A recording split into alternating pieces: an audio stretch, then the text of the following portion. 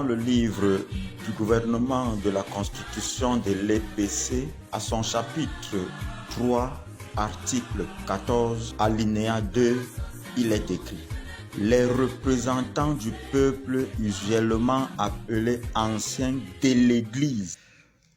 Frères presbytériens, recevez nos salutations.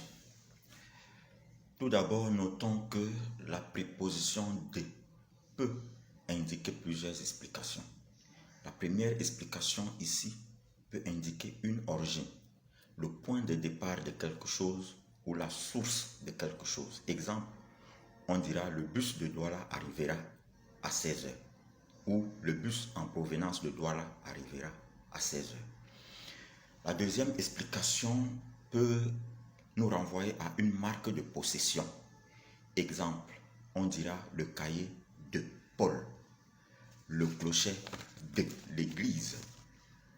La troisième possibilité ou la troisième explication peut indiquer divers attributs de temps, de quantité, de durée ou de circonstances. Exemple, on dira les chaussures d'antan, les meubles d'époque.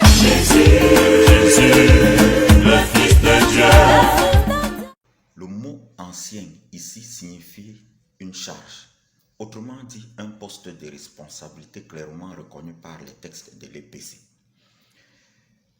Retenons donc que dans ce contexte, la préposition de ne saurait être utilisée pour exprimer une ancienneté dans l'Église ou un attribut de temps, encore moins une source matérielle quelconque pour ce qualificatif. Il serait alors fondamental de comprendre qu'il s'agit d'une marque de possession dans une église. Il est donc important que nous nous adaptions à un usage juste et réel des termes qui accompagnent la vie de notre église. Apprenons donc à dire ancien de l'église et non ancien d'église.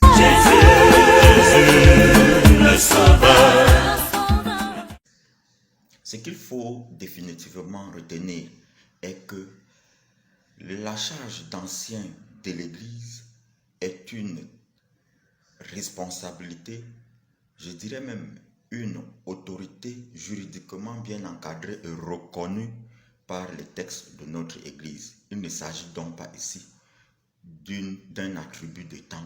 L'article 16 du chapitre 4 dans le même livre dit: les anciens de l'Église sont les représentants de la communauté choisis par elle dans le but d'exercer le gouvernement et la discipline en collaboration avec les pasteurs.